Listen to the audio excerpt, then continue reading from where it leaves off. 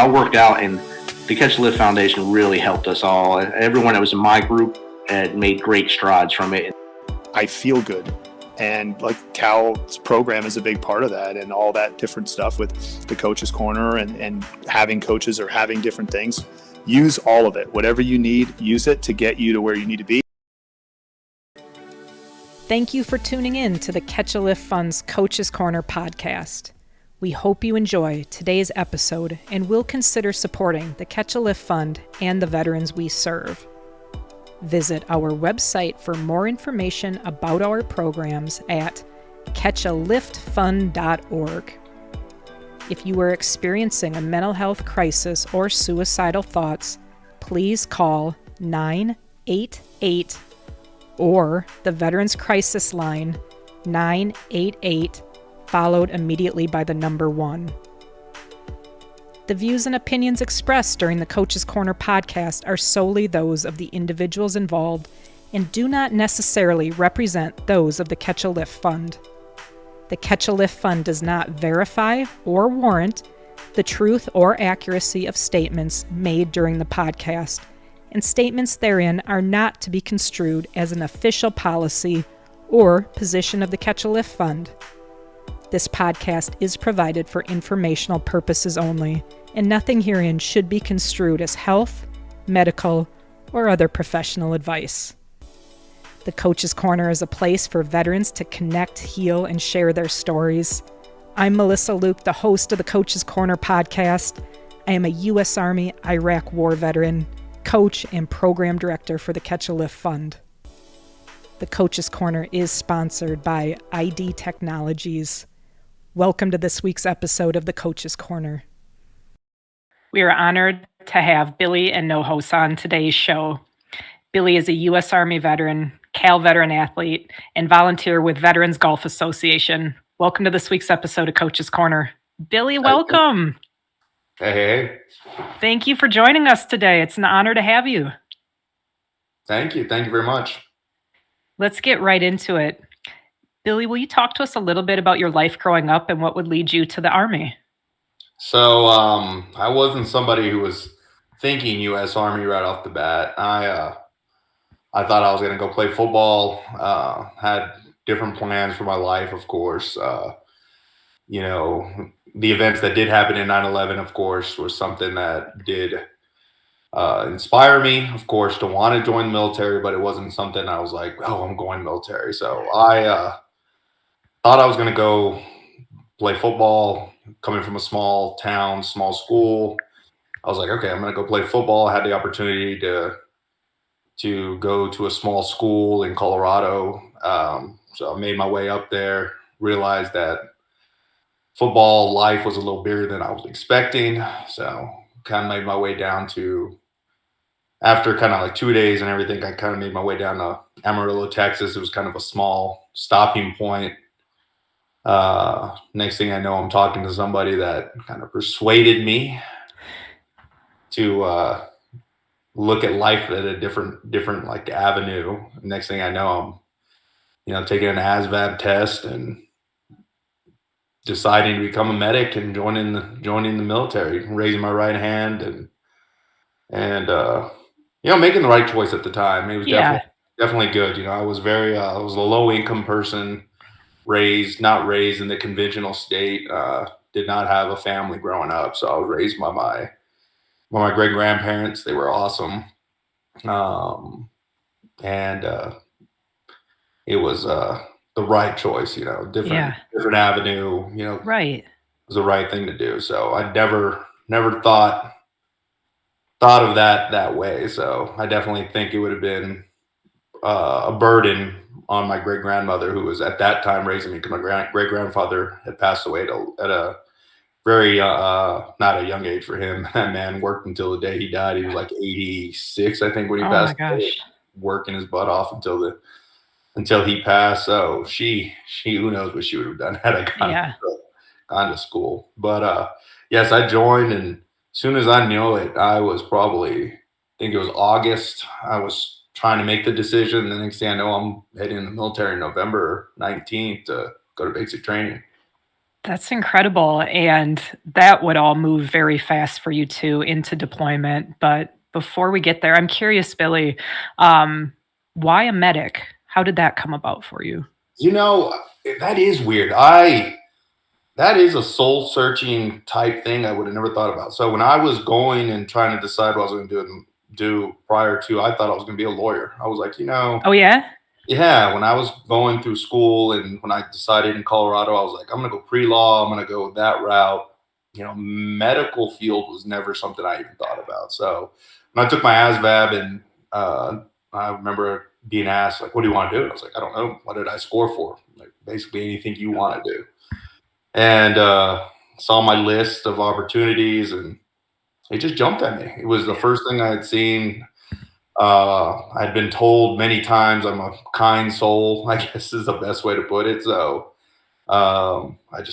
it was just something that spoke to me at that time, which later on, I think in life, especially during my time in Iraq, it turned out to be the right choice. But it just seemed the right thing to do at the time. So I was like, let's do it.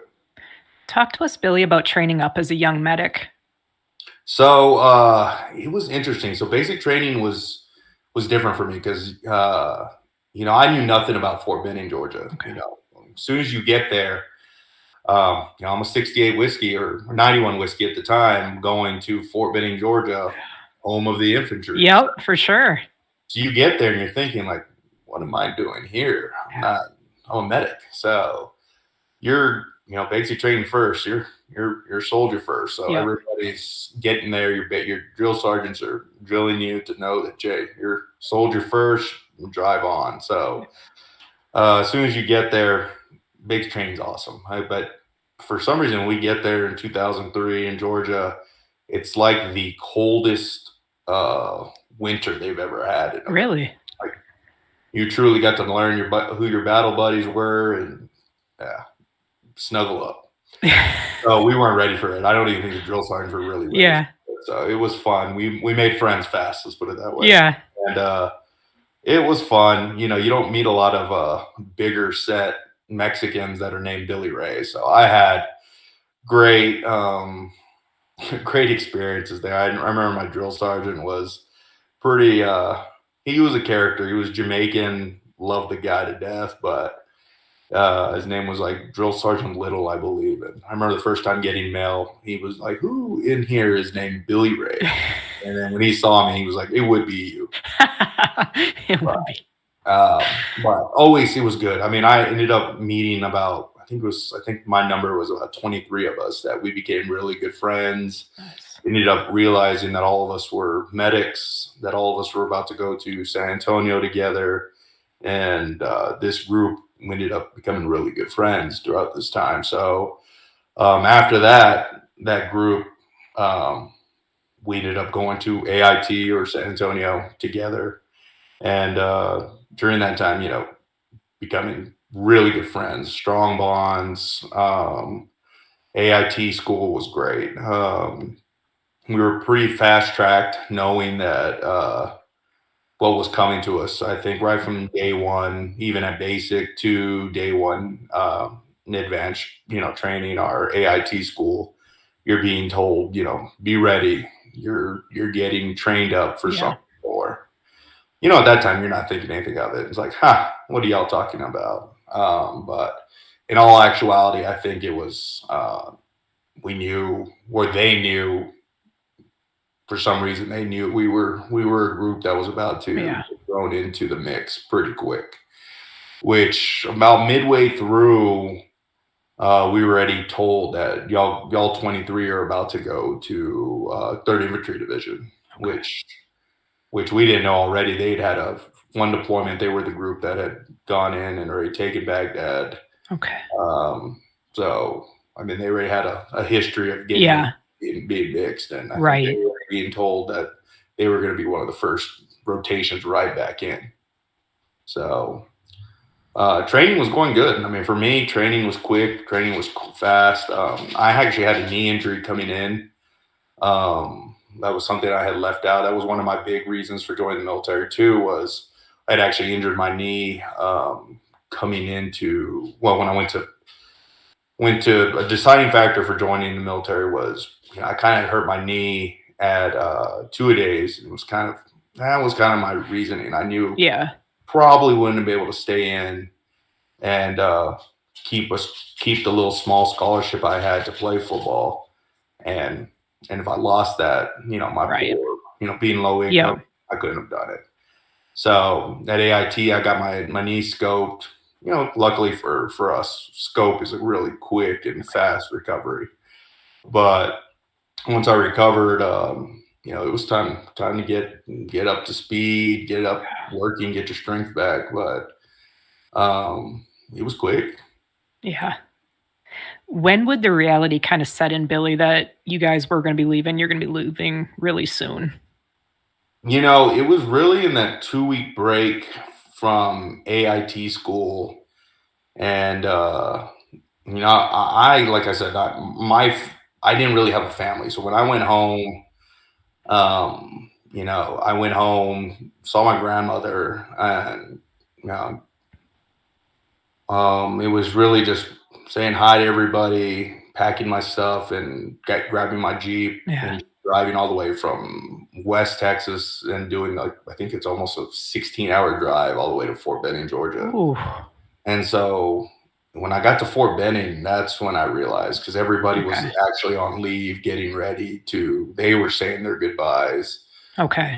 Saying bye to their families. And that's when I got my awakening, just to see. It was very desolate when I got to Kelly Hill at Fort Benning. So that's kind of when it hit me. I was like, oh, we're getting ready. Yeah, we're going. So it would be a very, very quick turnaround, and you'd take off, and your first stop on the trip would be in Kuwait. Billy, talk to us a little bit about that time in Kuwait as you're preparing to go north into Iraq. So that would be very, very quick and very, what's the right word? It would teach you very quick about learning how to do stuff appropriately. Backing up a tank is something you don't take lightly. You definitely need to have somebody up front and somebody in the back backing up a tank properly. We were, as you could tell when we got there, weren't being taught proper motor pool etiquette. Yeah. So we definitely had a casualty right off the bat in Kuwait that I think a lot of people weren't ready about. So it was accidental. And it would be like everybody's kind of like first casualty scene. And it was simple, something that could have been avoided. And it was just somebody got run over by not properly backing up a tank properly. So definitely not a casualty you're ready for. Right. Not a casualty any first-time medics ready to see, but definitely an experience, to say the least. What did that do to the morale of you and your fellow soldiers? I mean, for morale, not necessarily bad or good. It's more of an awakening for anybody to get your P's and Q's together. Yeah. I mean, it's not, what they always say, complacency kills. And to be starting a deployment that way, it's never a good thing. Yeah. You really need to get your crap together. Right. You definitely see it in a year-long deployment towards the end. I know for us, we did see some of that start hitting us towards the end of both deployments that I did. But to see it at the beginning part of a deployment, that's not what you want to see.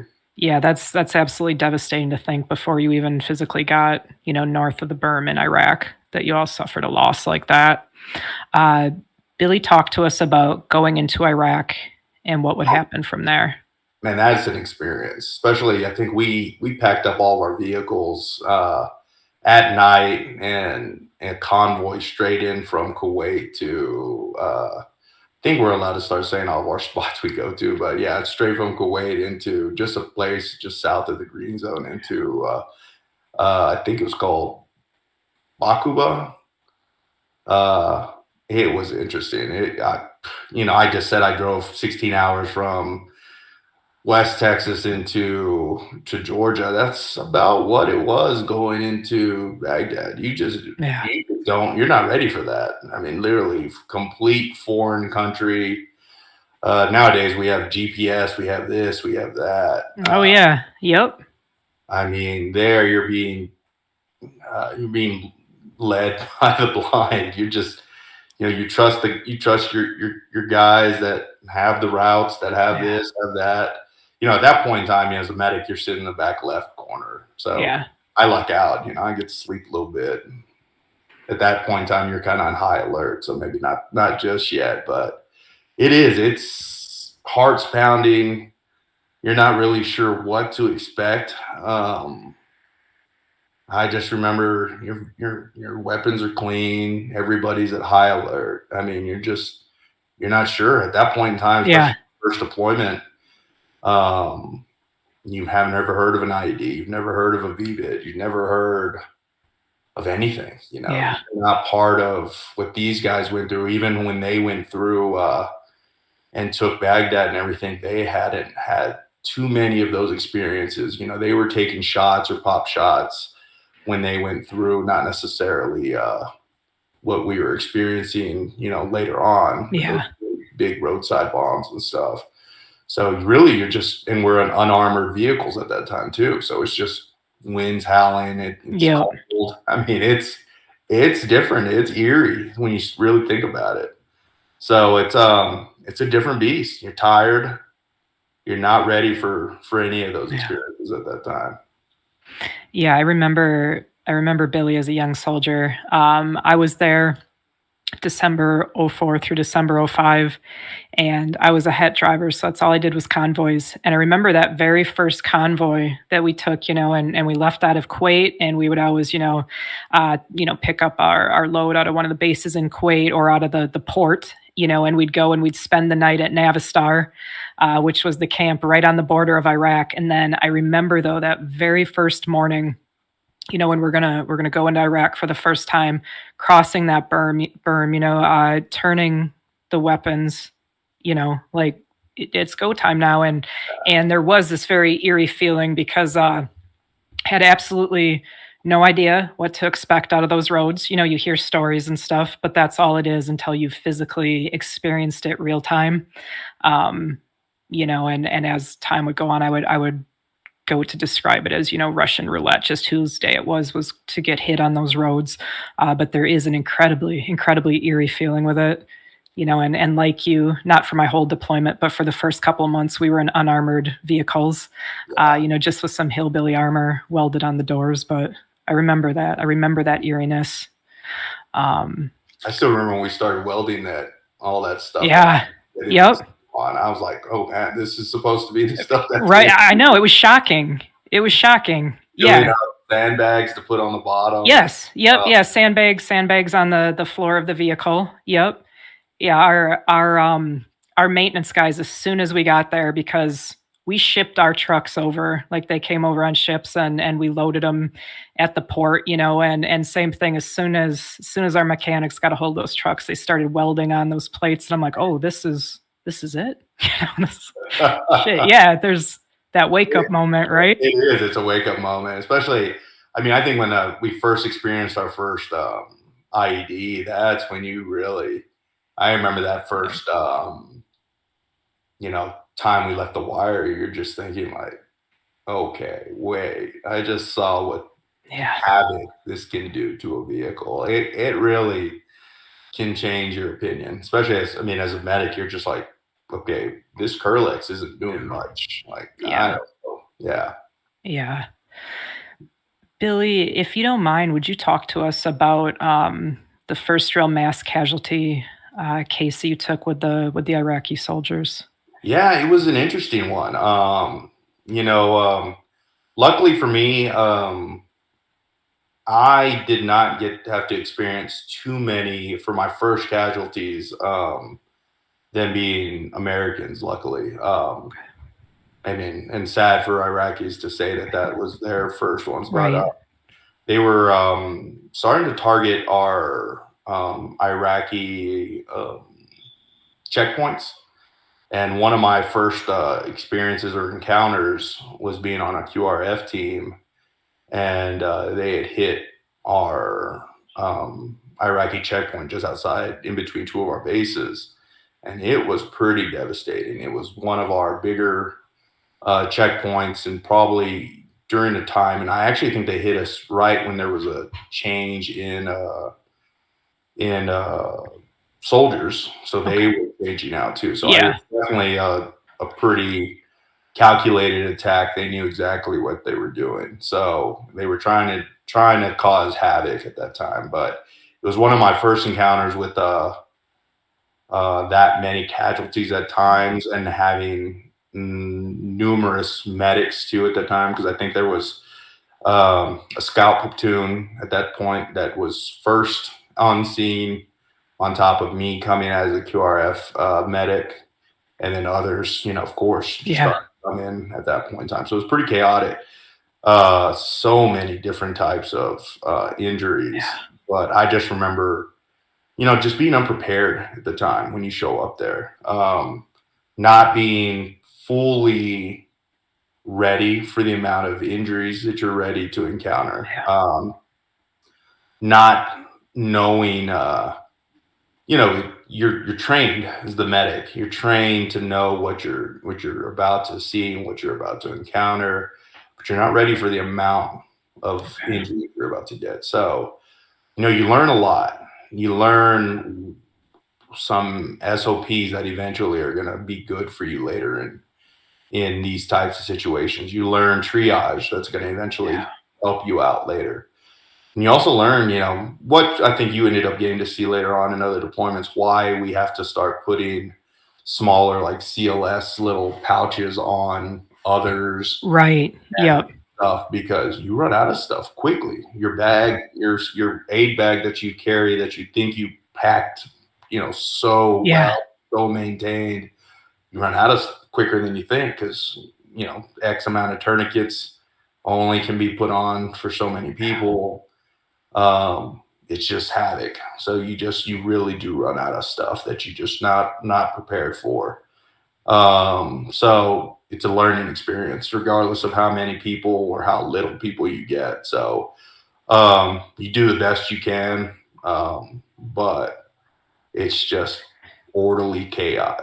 How do you? I want to ask you a little bit more about that, Billy, right? Because I can only imagine what that must be like, right? From just a human perspective. So in a situation like that, and especially like this one, like your first mass casualty situation, how were you able to, kind of stay present and not become overwhelmed by the chaos of the situation and the carnage and just the amount of injuries that you're seeing? I definitely was overwhelmed. Like, that's not even a lie for that very first one. The good thing is there was some great leadership around me to begin with.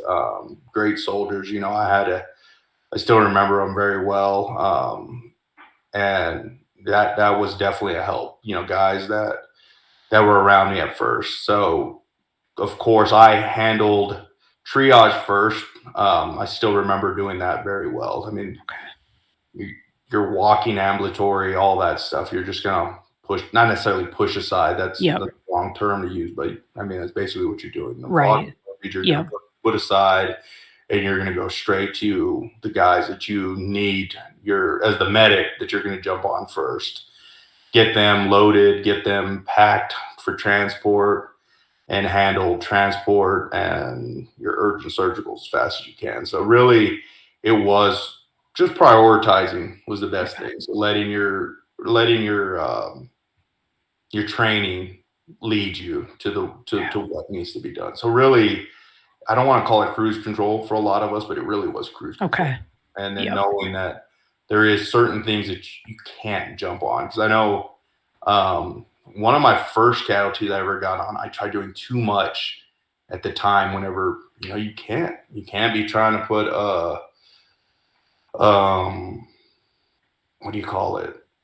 You can't be trying to do stuff that you would be doing in a clinical setting on a battlefield. So tourniquets first, bleeding first, and stuff like that. So it was really about prioritizing what an EMT paramedic would do first. So it's really about package and get them going to the next echelon of care. Thank you for talking to us about that, Billy. Oh yeah. Billy, would you talk to us about July of 2005? So July 2005, specifically July 5th, 2005. That I don't remember very well, of course. That is only recollection of what people have told me, but that happens to be my first IED and my IED that gave me my Purple Heart, and also has caused a lot of my injuries and a lot of my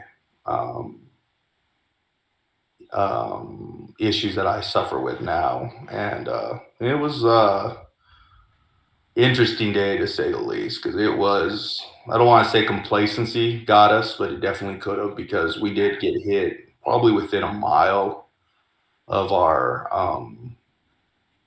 base. It was an early morning. I know you used a term that I haven't used in years, calling vehicles hets, but we were, during that time, we were actually just moving. We had just moved to Ramadi Fallujah area from the Bakuba Rustamaya area, because that's when we moved from that detachment for 6 months that we were at to the TQ Fallujah Ramadi area. And during that time, that's when things kind of started getting a little bit hotter for us. But at that point in time, I was part of a PTSD, and we were being tasked out to leave early mornings, picking up hets that were bringing vehicles in for moving all of our vehicles / supplies and stuff in. So that morning we were just heading up to TQ to go grab our stuff. So, it was 4 vehicles heading up to go pick up, like, I think at that point in time, we were picking up like 18 heads to bring in. And so, complacency. We were just thinking, all right, let's leave early in the morning like usual. And get up. So all I know, I think I was the 3rd vehicle, and we got hit really hard. I don't remember much. I'm pretty confident my vehicle was hit. Suffered some rib injuries, head injury, some shrapnel, was covered in oil. But for the most part, I don't remember too much. I definitely was concussed, out. And those memories are very vague, but it was definitely not good. I know our vehicle had to get towed back, and from there I was treated. There's pictures of me being treated that I just have no memories. I kind of laugh at some of the photos. There's a picture of one of the guys putting a thermometer in my mouth. Happens to be a red thermometer, which is not the ones you put in people's mouths. Or one that goes in the pooper. So I do that one. But I've seen where it looks like my shoulder was also separated on top of my ribs, being injured, and I've getting to see all the pictures, but just have no recollection or anything about any of the injuries. So I healed up, fairly quickly from all those injuries, and returned back to duty after a few months. But I did stay in the aid station for quite some time to heal. I did have ruptured eardrums and other things, so it took a while before I got. I remember healing in the aid station for a while, and we got hit by a mortar. My little chew where I was sleeping, we actually had a mortar come in, hit right above my head. I couldn't hear it come in, nor the siren. Oh my gosh. The only reason I know it got hit is when it hit a piece of the roof, it kind of come down. It was great. The little place that we used to stay at would get just mortared like crazy. Our defect, we wouldn't even eat in there because it was just blistered with mortar rounds. But it was something else living in that little area. Not a good place to kind of try to heal. Oof, yeah, I imagine. What was that like, Billy, to return back to duty? Go back into that war zone after that? It was it was scary. It was weird because I think I was also suffering from a lot of PTSD and a lot of TBI issues that I did not know. Right. I was actually starting to fight a lot with some of my like superiors. I was starting to get a lot of really recluse, and I look back at it now. I think I'm starting to show symptoms of TBI and stuff. So I was starting to get into a lot of little fights and stuff, but we never really tied it back to a lot of that. So Yeah. we lose a lot of rank during that last deployment, which was not smart. Luckily, I was a good medic, so they didn't, try to kick me out.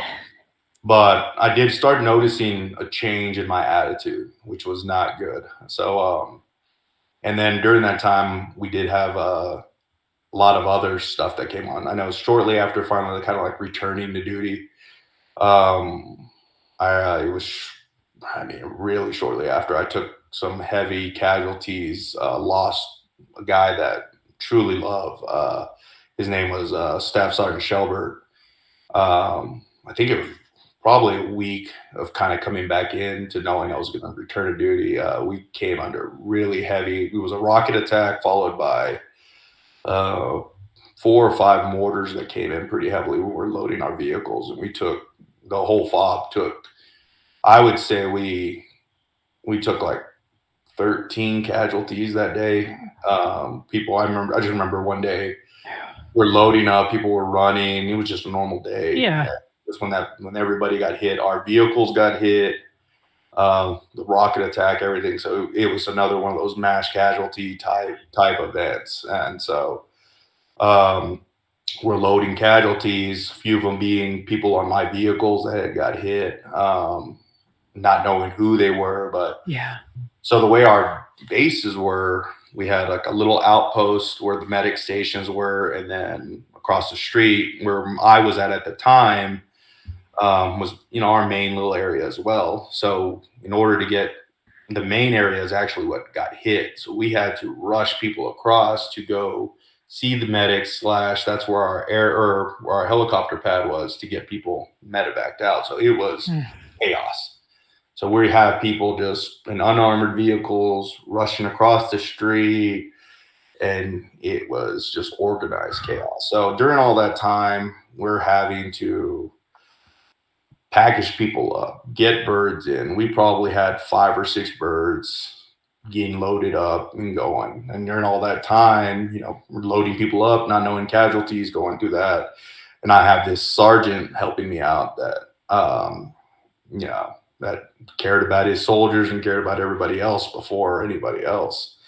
And then before I know it, he was actually somebody who was hit too. And he was the last person, because we didn't know what his injuries were. They ended up getting put on a bird. And before we knew it, he, died from his wounds just because he was one of the last people loaded up on his bird. But many people were saved just because of that man. Yeah. God bless him. I can't even say that man. I'm just heck of a soldier. Like I said, worst person to call in a 9-line since he was as German as can be, but a great dude. Yeah. Wow. So Billy, you would, come home after this first deployment, and it wouldn't be long and you deploy on a second time, but I want to talk a little bit about that time between the first and second deployment to Iraq. What would that time look like for you back at home, Billy?